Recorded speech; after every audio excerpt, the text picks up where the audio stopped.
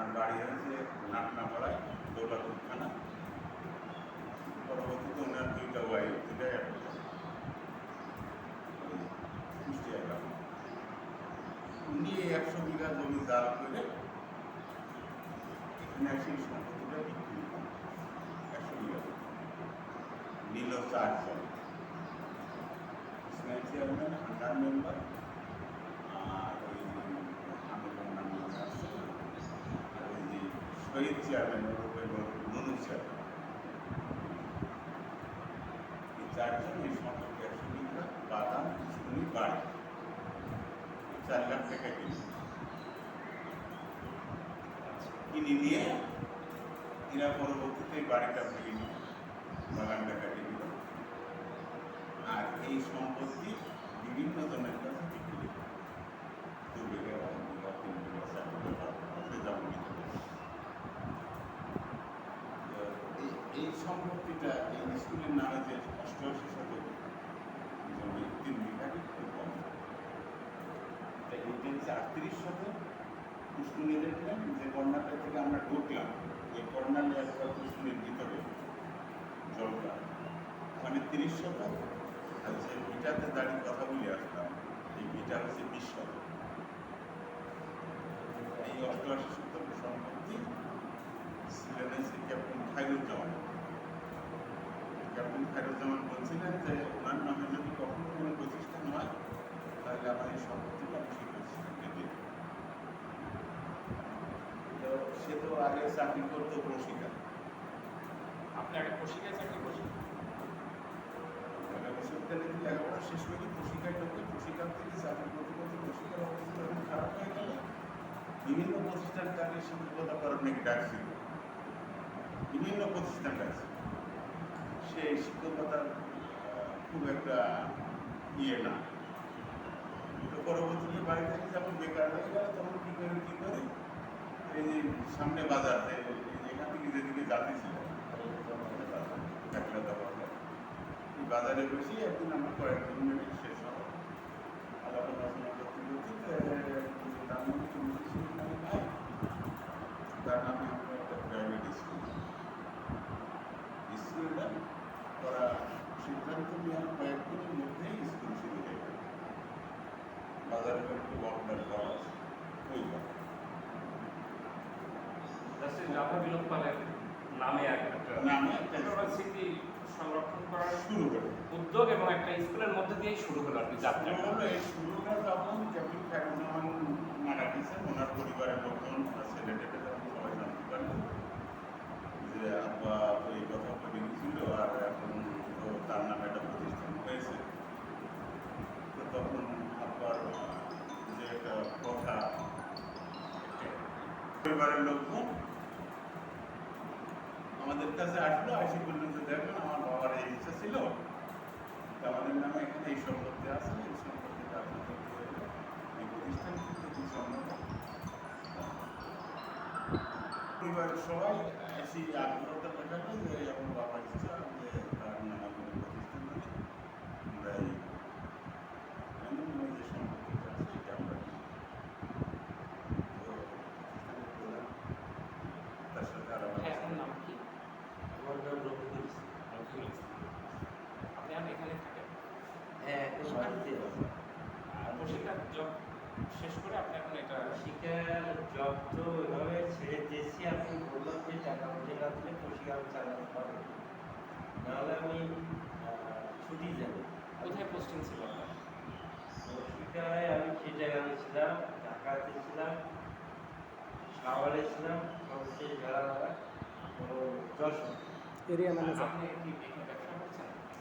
এই এলাকাতে থাকেন? হ্যাঁ, ওই যে পুলিশ মন্ডলী ওখানে আমার, আপনি কি করেন? আমি কৃষিকাজ কৃষিকাজ।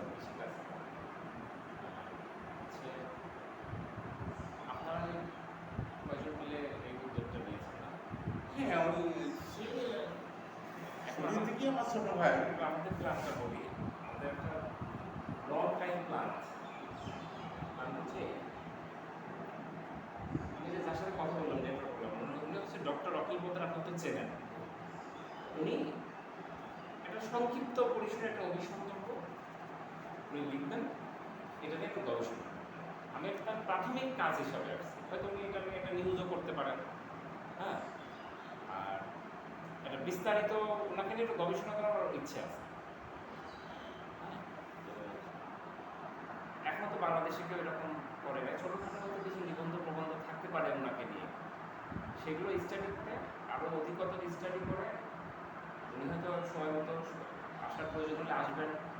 আর আমি আপনার মুখে যেভাবে গল্প শুনছিলাম, এভাবে হয়তো বসে সকাল থেকে 1-2 ঘন্টা ধরে গল্প শুনলাম এবং সেগুলো রেকর্ড করে রাখলাম। আরও যে যে পাহারা করা, উনি কলকাতায় চলে গেলে পরের দিকে আমার আম্মুকে ডেকে দিয়ে ওখানে রাখে কলকাতায় চলে যেতেন, আবার রাত্রিরে উনি আসবে, তারপরে আমার দাদিরা যখন আম্মুকে বাড়ি নিয়ে যেতেন, এভাবে সময় দেওয়া। তারপরে ওনার 4 ছেলে 72-এর প্রথমের দিকে, 71-এর সালে 72-এর প্রথমের দিকে আসলেন, হঠাৎ করে বিকেলবেলা একটা জিপ কাটেন। এমন করে 4 ছেলে, কত সালের দিকে 72-এর প্রথমে, 72-এর প্রথমে বেশি 10 দিন ছিল। তো আমরা দৌড়ে গেলাম মাঘের সাথে, যার পরে দেখলাম যে ওই বড় ডক্টর শান্ত আমার মার বলা হয়ে গেল বৌদি মানুষ কত জানিস আপনাদের মামা গাড়িতে দড়ি দিয়ে আপনাকে আপনারা মার মতো করে আমাদের শাড়িটা গেছেন, খাওয়াইছেন, কত কষ্ট করেছে, মাও নেই বাবাও নেই, আপনাদের জয় দিয়েছি বললো যে আমরা অনেক কাপড় চুপড় নিয়ে গ্রামের মানুষগুলো এত গরিব হয়ে গেছে, কাপড় চুপড় নিয়ে পরিবারের সবাইকে নিয়ে একটা বাস রিজার্ভ করলাম না, যার পরে আগামী সবাইকে কিন্তু রোজার রাস্তাটা বিষয় তো নাই, তার কাছে ভুল ধারণা। আচ্ছা, যাই হোক, আমরা ওগুলো গল্প প্রসঙ্গে আসবে, হ্যাঁ। এখন আমার ছবি তো মোটামুটি আমি নিলাম না। এখন আপনাদের দুজন আমাকে ইন্টারভিউ দেওয়ার কথা বলে নেয়, বুঝছেন, তবে তারপরে নিয়ে যাচ্ছি। জাস্ট আপনি যে একটা প্রতিষ্ঠান দাঁড় করেছেন এখানে, এই প্রতিষ্ঠানটাকে আরো বড় করতে হবে। আপনি অনুদান পাবেন, সহায়তা পাবেন বাংলাদেশ সরকারের কাছ থেকে। এটা আনতে হবে হচ্ছে আপনার জাপান সরকারের কাছ থেকে। জায়গা যেমন ইন্ডিয়া করে দিচ্ছে, এই জায়গায় বসে গেল আগের যে আমার মোহাম্মদ সাহেব আসছিলেন, অনেক সরকারি প্রতিনিধি এখানে আসেন, আমরা তাদের সাথে কথা বলি, আমাদের অনেক আশা থাকে, আমরা আশা কিন্তু এইগুলো যদি আমরা আপনাদের মতো কোনো জ্ঞানী ব্যক্তির সঙ্গে আলাদা করতে চাই, ব্যারিস্টার সমান আসছিলেন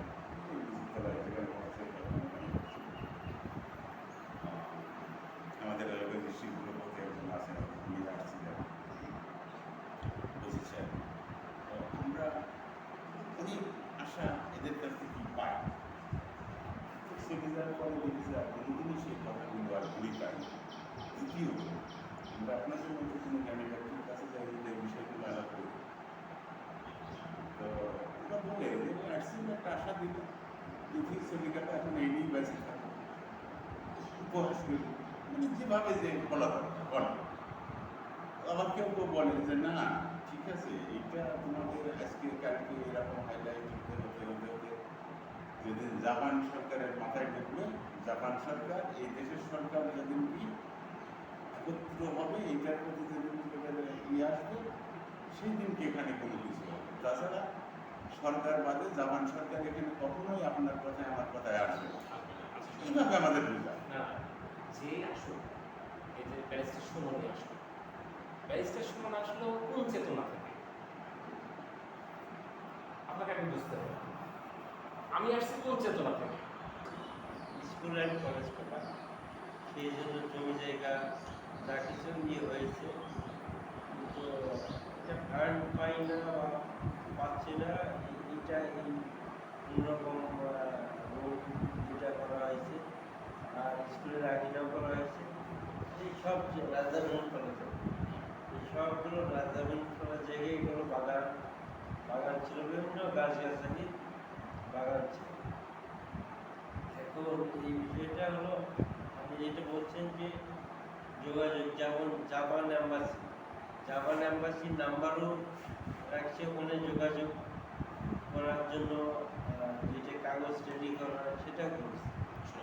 কাগজ রেডি করার উপরে আমি দিননি, আপনারা একটা এর পর একটা প্রস্তাব তাহলে দিবেন, প্রস্তাব দিলে ডকুমেন্টস ওইভাবে রেডি করতে হবে। আপনাদের কর্মকাণ্ডগুলো তাদেরকে দেখাতে হবে, বুঝছেন? এবং এটা প্রায়ই আপনার হচ্ছে ফোকাস থাকতে হবে আপনাদের কর্মকাণ্ড। আচ্ছা, কিছু মানুষ গোপনে একটা কাজ করে যাচ্ছে, কেউ জানে না। আর কিছু মানুষ অল্প কিছু কাজ করলো, তার ফোকাসটা আছে, সে হাইলাইট হয়ে গেল। জানাতে হবে যে আপনারা এখানে কিছু করছেন, এটা বুদ্ধি আপনাদেরই বের হয়ে যাবে।